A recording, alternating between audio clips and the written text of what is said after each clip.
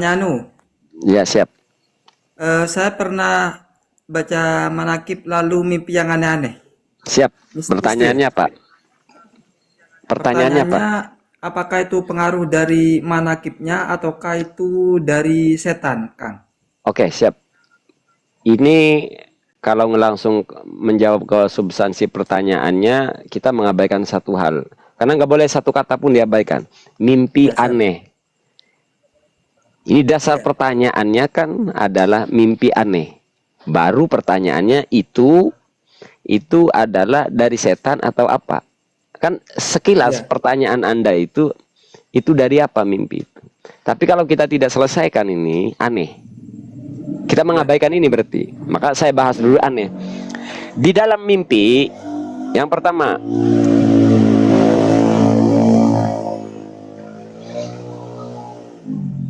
mimpi di dalam mimpi itu apa saja bisa terjadi dan tidak ada kata aneh di dalam mimpi.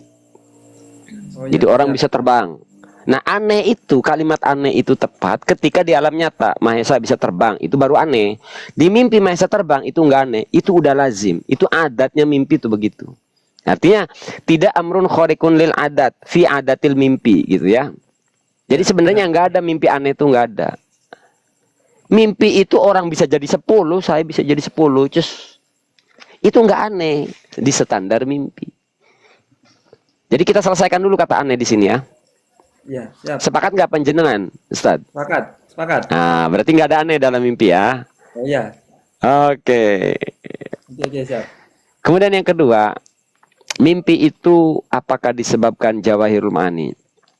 Ya, Yang betul, pertama, betul. nah ya, kebetulan saya pengkritik jawahirul ma'ani, maka saya terima panjenengan sebagai lawan berpikir atau teman berpikir ya.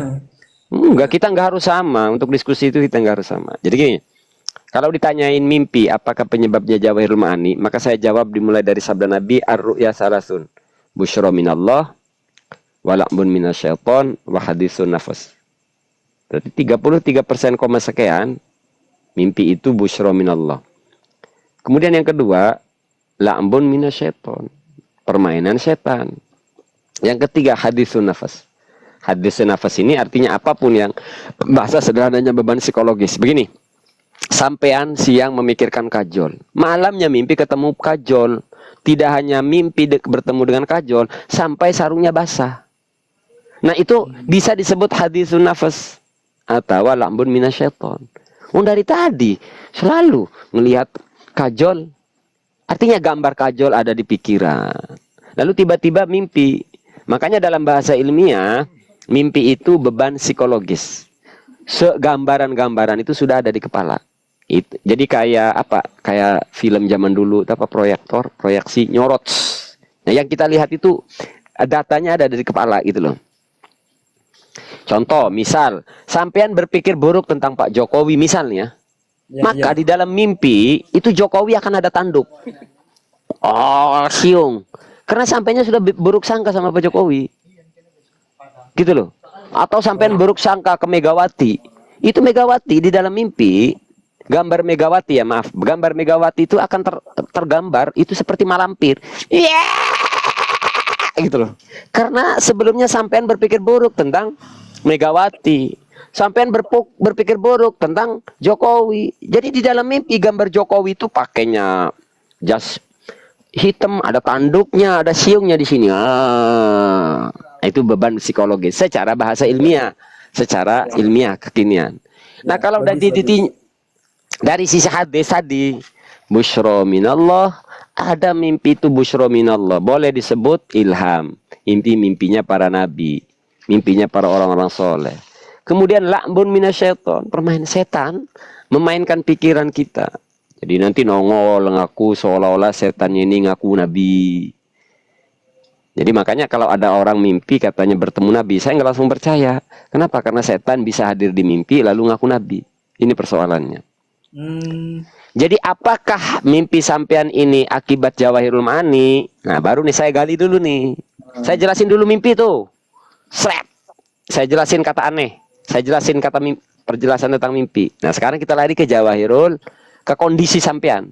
Nah, yang tadi saya bicarakan itu bersifat umum ya. Ini berlaku untuk siapa saja penjelasan. Nah, sekarang masuk ke persoalan mimpi sampean. Ya, membaca Jawahirul Ma'ani. Nah, apakah isi Jawahirul Ma'ani itu masuk dan pernah dibayangkan oleh sampean atau bukan? Itu hanya dirimu yang tahu, Ustaz ya. Saya Nanti kalau baca Jawahirul Ma'ani itu lebih Ustaz, mengartikan artinya. Seperti wah, baca cerita, novel. Novel. justru sering sampai Jawahirul Ma'ani itu akan bahaya kepada dua orang. Kepada seseorang yang terpenuhi dua hal. Ini saya sering sampaikan. Jawahirul Ma'ani, membaca Jawahirul Ma'ani murni, tidak neko-neko, tidak macam ala wajib tabarruk, sah-sah saja. Tapi Jawahirul Ma'ani bahaya kepada orang yang terpenuhi dua hal. Satu, dia faham artinya. Yang kedua, dia sugestif. Membaca Jawahirul Ma'ani dan sejenisnya bahaya kepada orang yang terpenuhi dua hal. Dia paham artinya. Yang kedua, dia sugestif. Kenapa? Karena ini akan menjadi sugesti. Akan memberikan gambaran. Justru lebih aman Jawahirul Ma'ani itu bagi orang yang ngerti. Wis tabarruk niatnya. Tawasul selesai habis perkara. Nggak ada efek samping. Tapi saya sempat itu, Ustadz. Kitab Jawahirul Ma'ani ya, saya sempat dulu sering baca, sekarang jarang. Sempat ada kejanggalan di isinya itu, Ustadz. Ada Syekh Abdul Qadir itu membangunkan orang mati. Itu kan biasanya di bahasa-bahasa kitab itu kan biiznillah. Itu pakai bahasa biizni gitu.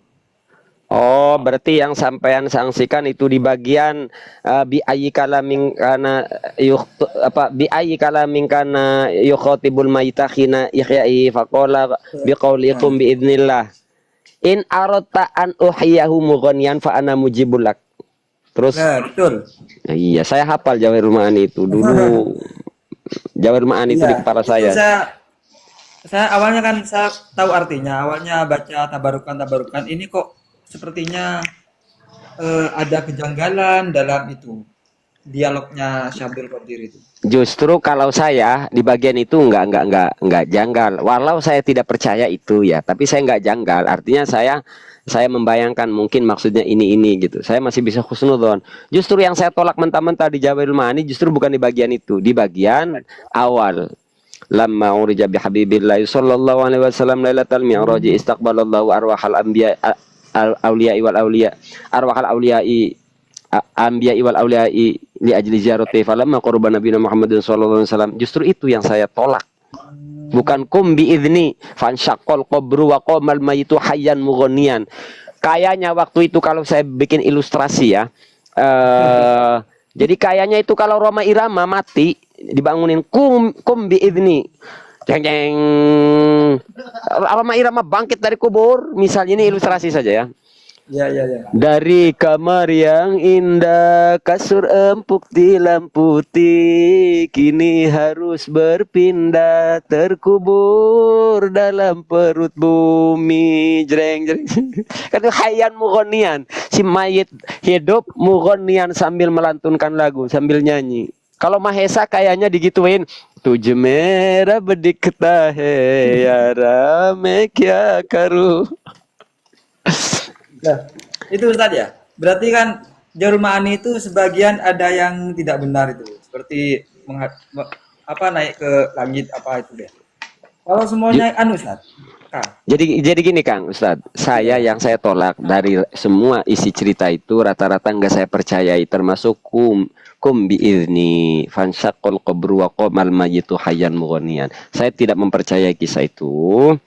Kemudian tentang fasohat la ilaha illallah Muhammad Rasulullah Asy-Syaikh Abdul Qadir Waliullah idza sara ibnuki hakadza falyakul masya'a. Nah, jadi maksudnya saya ingin menunjukkan kesampaian saya benar-benar hafal gitu, tahu kitab itu. Ya. Tapi justru itu tidak saya tolak. Saya tidak mempercayai tapi tidak saya berusaha membantah. Itu ya. Tapi kalau pertemuan Syekh Abdul Qadir Jailani dengan Nabi saya tolak. Tidak hanya saya tidak percaya, saya juga membantah, tidak terima. Saya tidak terima cerita itu karena di situ membawa-bawa Rasul. Itu alasannya. Kenapa lalu kemudian saya menolak keras ini? Karena itu bau-bau Nabi. Sementara ada nasnya yang sahih. Man kadzaba alayya muta'ammidan. Ancamannya berat. Ini bau-bau Nabi loh. Karena peristiwa itu Isra loh. Artinya bukan mimpi.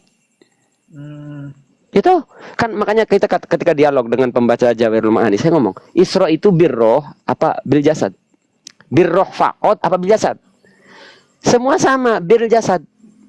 Berarti kita sepemahaman, seakidah bahwa peristiwa Nabi Muhammad Isra dengan jasad. Nah maka yang diomongkan Nabi itu kan namanya hadis dan menjadi syariat. Sementara di dalam peristiwa pertemuan itu ada kata-kata apa? Ya bunayya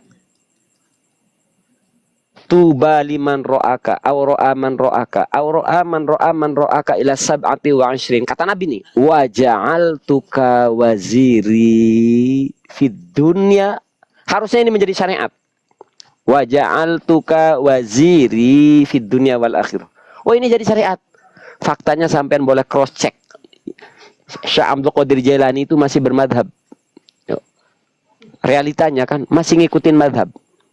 Masa wazirnya Nabi, patihnya Nabi, wakilnya Nabi ngikutin Imam Ahmad bin Hanbal? Nggak keren. Nggak bisa loh. Mestinya Syekh Abdul Qadir Jailani itu pemegang otoritas setelah Nabi Muhammad. Wong Nabi ngomong nih, wa ja'altuka waziri fid dunya wal akhirah. Keren kali. Kemudian jika sepenting itu, kenapa Nabi Muhammad nggak ngomong ke sahabat? Loh ini jadi syariat ya. Nabi ngomong begitu udah jadi syariat. Loh ternyata faktanya faktanya Syekh Abdul Qadir Jailani bermadhab. Oh ya. Saya lagi serius soalnya ngebahas ilmiah. Artinya, wakilnya realitanya Syekh Abdul Qadir itu bermadhab. Kalau wazirnya Nabi, jom lanjut. Mestinya nggak bermadhab dong. Karena punya otoritas sepenuhnya loh. Ngapain imam ikut Imam Ahmad bin Hanbal? Wong dianya Syekh Abdul Qadirnya aja wazir, patih. Iya, betul. Yang kedua, nah ini kan berpotensi melanggar akidah kita orang Asy'ari. Tabligh, amanat. Berarti Nabi tidak tabligh. Ada bagian, ada risalah yang tidak disampaikan. Yang kedua, berarti Nabi tidak amanah. Ada sesuatu yang tidak disampaikan. Berarti Nabi khianat tuh.